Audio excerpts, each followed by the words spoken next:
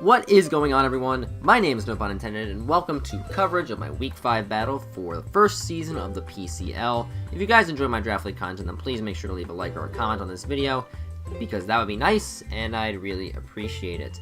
This week, however, we received an interesting little piece of information from the PCL fans. Just take a look at the Pick'ems chat in the PCL's official fan Discord. People don't seem to think we're going to be able to win this game, simply because of our mediocre performance last week. And you know what? I welcome that. The Philadelphia Aegislash, and by extension myself, often perform better when the collective Draft League fan base underestimates us. And we're going to be motivated to prove that we still have what it takes to win our first Draft League title. But before we can potentially play in a title game, we have to play a Week 5 regular season game. And in this case, we're going to be going up against DarkDevil 26, coach of the Trenton Thundurus, Wi-Fi purveyor extraordinaire, and arguably the most well-known coach in PCL Season 1. And rightfully so. His team is scary, it gives me a lot of problems, and it forced me to make some pretty maverick decisions in my prep, but let's talk about them now with my Week 5 team builder. DarkDevil continues the trend for me in that the most difficult teams I have to prep for are the ones that don't actually have an S tier on their squad. DarkDevil still has quite a few annoying mons like Tapu Fini and Mew, who are very good defensive Pokemon who can bottle up my fighting types, as well as the always annoying Weavile, who outspeeds everything on my team and hits very hard with Life Orb attacks. Then there's Charizard X, the Mega I originally wanted to draft for this team, who hits like a truck, and my defensive checks to it, such as my Landorus or my Seismitoad, which have good type matchups against it, don't have the best natural physical defense stats. So Zard X can be very tricky. I know Brendan is using it very well, so I'm going to have to find a good way to counterplay around it. One of the mons that I feel as though can really revenge a Charizard X quite easily is my Scarf from Nihilego. I find that Brendan doesn't have great switch-ins to the combination of Rock and Poison. He has a Registeel, but I think that mon is a bit too passive to come to this game. So it's going to be up to Gliscor and Quagsire to be able to contain Nihilego, and I think I have the mons that can check those. If that happens, I imagine that Nihilego will probably be my win condition at the end of the game, provided I can weaken his ground types. So I'm hopeful that I can get that to work. One of the mons that's designed to help in this situation is my Life Orb Infernape. And the bad news is it doesn't really hit the ground types very hard, the Gliscor and the Quagsire. But even in that case, Infernape can just U-turn out and go into something else that can. Gunk Shot is namely to hit Finny a lot harder, and as you can tell, I really do not want Finny to be at a high amount of health, especially considering it doesn't get reliable recovery. So if I can get a super effective hit off on it, it won't be getting that health back anytime soon. Well, Aegislash is in a similar boat to Finny in that it's bulky but doesn't have reliable recovery on its own. I feel as though, once again, it's almost necessary for me to bring in some kind of a defensive role every single week. There's not too much crazy about this particular set. Sacred Sword is namely to hit Weavile super effectively in case he gets any bright ideas, but otherwise it's the same kind of Aegislash I run every single week. Next up is Mega Medicham.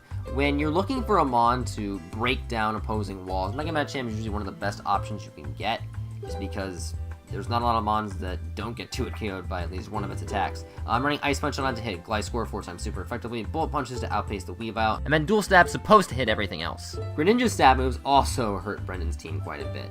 The only exception to that rule, of course, being Finny, but that's why I run Gunk Shot alongside 60 attack EVs. There's not any particular reason why I chose 60, it's just an amount that I wanted to put on. Otherwise, yeah, offensive Greninja. Pretty frail, but then again, most of my team is like that. I'm bringing Nihilego, Infernape, and Greninja that are all pretty much the same kind of mon, but they're all designed to weaken Brendan's defensive counters to things. And the final mon we're going to discuss is my Licki-ty, the only mon on my team I hadn't brought to one of my matches up to this point. Licki-ty is basically a double nuke. I can use Normalium Z Explosion to hopefully kill something, and then use regular Explosion to kill something else. Brendan's only normal resist on his team is Registeel, who, as I mentioned before, I can punish easily with all the potential setup sweepers I have on my team, so I don't think he brings it. I can also use Power Whip to bust up Quagsire and Tapu Fini without using Explosion, and Ice Punch smacks Gliscor. So let's move on to the game. Biggest surprise for me, he didn't bring either of his ground types, which opens the door big time for Nihilego to just completely break him. That's the one big thing I noticed. I was really worried about Gliscor for most of my prep, so to not see it is a huge relief for me. Excelgor came instead for some reason, but I guess we'll figure out why once we get to the actual game. My lead for the game is going to be Infernape, just because I feel as though it has the best spread against his team. The only way Infernape loses is if he leads with Tapu Fini instead, and he actually leads with a Buzzwole, so I feel very comfortable he's not going to stay in, considering that Buzzwole is kind of his check to a lot of the mons on my team. So what I'm going to do is just U-turn out as he switches into the Tapu Fini. No surprises there, as Finny resists both of Infernape's stabs, but I sort of anticipated that mon coming in, and because I went for the U-turn, I get a free switch into my Nihilego. Now this is where that little comment I made about Brendan's team is going to come into play. As I mentioned before, he did not bring the Gliscor, he did not bring the Quagsire, and he did not bring his Road to Steel. This means that he has no poison resist on his entire team. So basically, whenever Nihilego comes in, it just completely decimates him with Sludge Wave. So I have no reason not to click it here, and he reveals the switch in to actually be his Buzzwole, which is gonna tank this a bit better than I expected, as it turns out he did bring an Assault Vest as his item. But even considering that, Nihilego's Sludge Wave still 3 KOs his Buzzwole spread. So if I can bring it in later on in the game, this Buzzwole is not going to be able to survive the attack.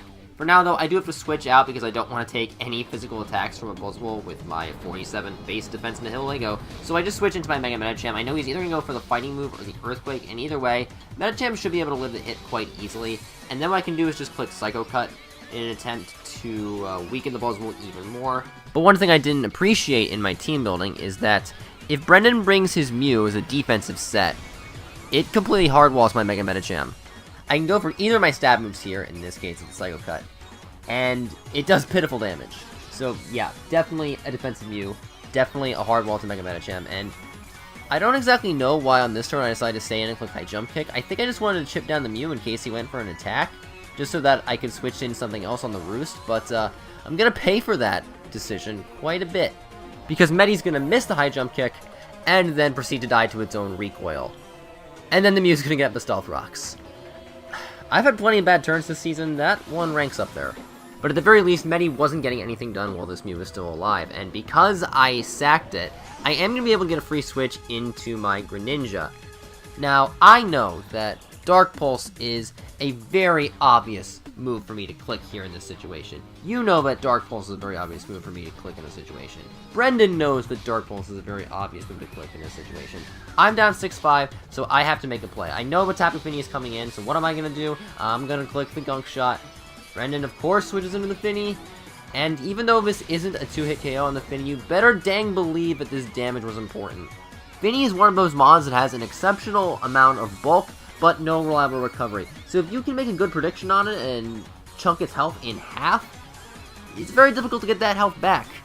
So we made a big prediction right there, and I'm very happy it worked out. Now I'm about to make another sort of hard read. I'm going to switch into my Nihilego. I know that there's the potential that the Fini is going to go for a water type attack, but I know that Brendan has to try to kill this Greninja because it's such a huge threat to the kind of team he brought. So I'm able to go into the Nihilego. I easily tank the Moonblast, and now I can once again go for the Sludge Wave. And as I mentioned before, the Buzzwole gets 3-hit KO'd by the Sludge Wave, so even if he decides to bring it in, as he does here, he's not going to be able to bring it back before it faints.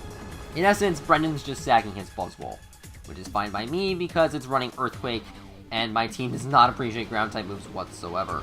See, it's funny because when you play more and more opponents with the same Draft League team, you begin to notice what flaws your draft has, but thankfully it hasn't been too much of an issue for me since I haven't lost by that big of a differential in any of my games, so that's good. What's not so good is that Brendan brings in the Mew again. Presumably this thing has a Psychic-type attack, which means I can probably KO my Nihilego here, so I just have to get out of there, and I'm going to make another incredibly aggressive switch in. Again, with the kind of offensive team that I have, I feel like these kind of predictions are almost mandatory for me to gain any bit of an advantage that I possibly can, because I don't have any defensive switch-ins. So I have to switch Greninja in on a predicted Psychic move, and thankfully that's what Brendan goes for. It ends up being a great play, but if he had gone for, well, his other attacking move is T-Bolt, so if he had gone for that, it would have been an awful play. I mean, that's how most decisions work in Pokemon. Whether or not you made a good or a bad play depends on what your opponent did. But making those decisions, and making the aggressive plays that I did, can sometimes result in you being able to make a more safe play, as I can do against this Mew. I'm free to click Dark Pulse here, because even if he switches into the Fini, a Dark Pulse into a Gunk Shot should kill it from the range of health that it's at. Which means that this is a turn I don't have to predict anything on. I can just go for as much damage on the Mew as I am physically able to in my Greninja. He's going to revenge me with the Thunderbolt, but that's really fine because Greninja wasn't doing that much for the rest of the battle anyway. Needless to say, with the way things have gone, Greninja wasn't as important to me as a mon like, say, Nihilego was. And speaking of Nihilego, it's especially important now that his Mew is at red health. it can no longer adequately check my Nil Lego, so Brendan either has to sack it or bring something else in to get to it KO'd by Sludge Wave. And in this case, he chooses the Excelgor, which, yeah, it's easily the most expendable mon he has, because not only does it take a big chunk from the Sludge Wave over here, but it also gets hard-walled by my Aegislash. To my knowledge, there is no possible Excelgor set that can break past an Aegislash. The best thing it could possibly do is knock off my leftovers, which would admittedly be annoying, but it's not like I really need Aegislash for anything else on Brendan's team. And if he goes for Final Gambit, as shown here, Aegi doesn't take any damage from that. So I swapped out of Nihil Lego because I didn't want to risk a potential Scarfed HP Ground, as ludicrous as that set might be. It could be something that might be useful against Nihil Lego if Brendan anticipated the threat of it. Regardless, Aegi was a safe play if I didn't want Nihil Lego to take any damage, considering it is sort of my win condition in this game. But swapping into Aegislash does give Brendan the opportunity to set up a layer of spikes on my side of the field, and that's going to be annoying because it's going to limit the number of times I can bring in Nihil Lego to automatically claim a kill on one of Brendan's Pokemon. Like this Tapu Fini. I'm a bit surprised he didn't go directly into Weavile or Zard X, because he could immediately threaten me out or force me to sack off my Aegislash. I didn't want to risk the potential for Weavile or Zard X to set up in front of Aegi, so I probably would have just stayed in and repeatedly tried to attack it in order to weaken it to the point where I could put one of those mons in range of either Infernape's Mach Punch or Nihil Lego Sludge Wave or Power Gem. Which means that Aegislash and Tapu Fini are going to have to pelt each other repeatedly with attacks of mediocre power. I'm just going to click Shadow Ball multiple times, Brendan's going to click Surf multiple times, I'm going to King Shield on one of those turns in order to better guard myself against one of Fini's attacks, but Brendan is going to reveal the taunt, so I can't do that again. And eventually I am going to win this war. Aegislash is going to take out the Fini before Fini can take out Aegislash, and that means that Aegi gets 2 kills. Certainly a fine day's work for my S tier, and now I'm just going to elect to sack it off to Brendan's incoming Mega Charizard X. I don't want to risk him setting up a Substitute or a Dragon Dance. I know Brendan got a 6-0 earlier in the season thanks to Sub-DD Zard, so I'd rather avoid that fate if I can. So my best place is to stay in and attack. Even if I end up sacking off my Aegislash as a result, it's certainly better than sacking off my entire team if he tries to set up on me. So I'm going to let Aegislash take the full brunt of the Flare Blitz. It's certainly done enough for me in this game where I'm happy with how it performed. And in sacking off Aegislash, it allows me to bring in my Nihilgo without having to take a hit. So what I can do at this point is click Power Gem, and any of Brendan's Mons will die in one hit to the gem. He ends up sacking the Mew, which is probably the best call for him, because Mew doesn't have much of an opportunity to recover against any of the Mons I have left. And the other 2 Mons he has can definitely apply a lot more offensive pressure to the rest of my team. But even though Nihilgo can one-hit KO everything that Brendan has, this game is not over yet, because his Weavile still has the potential to hit me with a priority move, and Nihil Lego dies at this range of health to a Life Orb boosted Ice Shard, so I can't afford to stay in and lose my potential win condition. Instead, I have to make a choice whether or not to bring in my Infernape or my Licki-ty. Now, the decision here is going to be very interesting, because the best play is going to depend on what moveset Brendan has on his Weavile. I don't exactly know what moves he has on it. I figure he has to have Ice Shard. It's almost a given. I figure he has to have Knockoff, because Knockoff is a generally good move, but the other 2 moves, I really don't know what he would plan. For some reason, though, I decided not to bring in the Infernape, and instead go into my Licki-ty. I think I was anticipating that Infernape would presumably die to 2 Icicle Crashes, or maybe a Knockoff or something, but Licki-ty still dies in 1 hit if he's carrying Low Kick on his moveset, so I don't exactly know why I chose to go into this first, considering that Licki-ty is a way for me to kill Zard X, and Infernape really is only useful against the Weavile, since my best move to hit Zard is Mach Punch. So this was probably a bit of a misplay here, because it turns out that Brendan does have Low Kick on this Weavile, but he doesn't go for it. I guess he anticipated me to have Chople Berry, which, to be fair, I did have on an earlier draft of his team. But this one doesn't have it, and I am thankful that Brendan did choose to go for the knockoff rather than the Low Kick, because it's going to allow me to get off my Z move. Yes, this is the first time all season that I've been able to use one of these things and show the fancy animation, and in this case it's going to be Z Explosion, which turns to a 200 base power Breakneck Blitz. And look at Licki-ty, he's charging forward at about 100 miles per hour, and even then he's still sticking his tongue out. This boy does not care whatsoever. Weavile certainly does care though. That Breakneck Blitz would have killed 3 or 4 Weaviles. But anyway, Brendan's down to 1 Mon remaining, that's his Charizard X. Either way, I'm assured the victory. I'm just going to click the Explosion here. Either I'm going to kill myself or Brendan's going to kill me with an attack, in this case the Flare Blitz. But truthfully, I'm not even that upset. I got to use Z-move Licki-ty. You ever got to use Z-move Licki-ty in a Draft League battle? I didn't think so. And after that, I can just go back into Nihilgo, click Power Gem, Oko the Charizard, and take the win 2-0. definitely a solid played game by Brendan, in spite of the fact that he lost. I just felt as though my offense was just generally more geared to beat his team, especially considering that Brendan apparently brought so much ice coverage for Lando, and I didn't even bring it. That probably hurt him quite a bit in this game. But Nil Lego pulled through, getting 3 kills and just really threatening all of Brendan's team. I imagine that if we play in playoffs, he'll likely bring the Glycor or the Quagsire in order to better contain it. But that is going to do it for week number 5. We improved to 3-2 on the season, and hopefully there's more wins where that came from. Thank you all so much for watching. Please make sure to leave a like or a comment if you enjoyed the video. Subscribe to the channel to catch my games for future weeks of the PCL. And until I see you next time, take care. One more thing before I go, though. If we keep winning games like this, does that mean we can't be underdogs anymore? Because I'd kind of like to keep that mentality going for the rest of the season. I guess it's too soon to worry about that.